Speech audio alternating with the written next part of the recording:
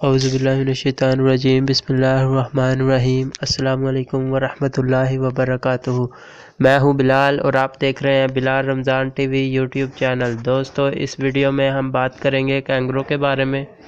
Video start کرنے سے پہلے آپ سے گزارش ہے کہ بلال رمضان ٹی وی کو سبسکرائب کریں، بیل کے آئیکن کو دبائیں اور ویڈیو کو لائک کریں تاکہ اس طرح کی نالج کی ویڈیو آپ کو بر وقت اسی چینل بلال رمضان ٹی وی پر ملتی رہیں۔ تو چلیں ویڈیو سٹارٹ کر لیتے ہیں۔ آسٹریلیا میں کینگرو کی آبادی زیادہ ہونے کے باعث انہیں کھانے کا مشورہ۔ آسٹریلیا میں زمیندار اور ماحولیات کے ماہرین نے خبردار کیا ہے کہ جنگلی کینگرو کی تعداد بہت زیادہ ہو گئی ہے اور انہوں نے لوگوں سے کہا ہے کہ وہ کینگرو کے گوشت کا زیادہ سے زیادہ استعمال کریں۔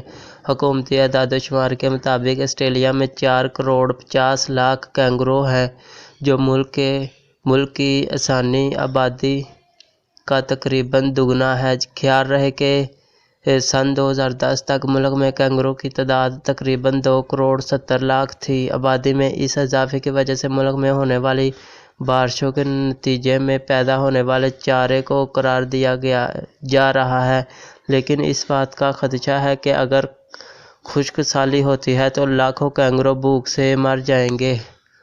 آسٹریلیا میں موجود جانوروں کو مارنے یا شکار کرنے کے حوالے سے سخت قوانین ہیں۔ مقامی ذرائع ابلاغ کے مطابق کینگرو کو تجارتی بنیادوں پر مارنے کے لیے اگرچہ اجازت نامے آسانی سے دستیاب ہیں، لیکن لوگ ان میں سے دلچسپی نہیں لیتے۔ کینگرو کی آبادی کو کنٹرول میں رکھنے اور ماحول کو محفوظ بنانے کے لیے ملک میں ہر سال کینگرو کو مارا جاتا ہے، لیکن ناقدین کا کہنا ہے کہ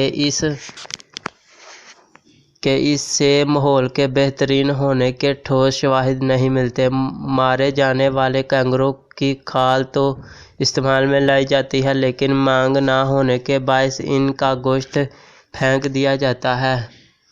کینگرو آسٹریلیا کا قومی جانور ہے، جس کے باعث لوگ اسے کھانا اچھا نہیں سمجھتے۔ اس کے گوشت کے حق میں دلائل دینے والوں کا کہنا ہے کہ اس میں چربی کم ہوتی ہے، جس کی وجہ سے یہ دوسرے گوشت کی نسبت زیادہ صحت بخش ہوتا ہے۔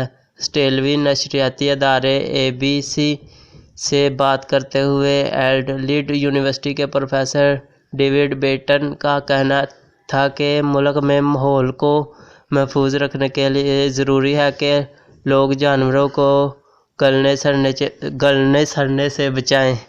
ان کا مزید کہنا تھا کہ اس میں تقریباً کینگرو کا قصور نہیں ہے، لیکن لوگ انہیں مارنے میں دلچسپی نہیں لیتے۔ ماحول کو بچانے کے لیے ضروری ہے کہ اس حوالے سے جلد از جلد اقدامات کیے جائیں۔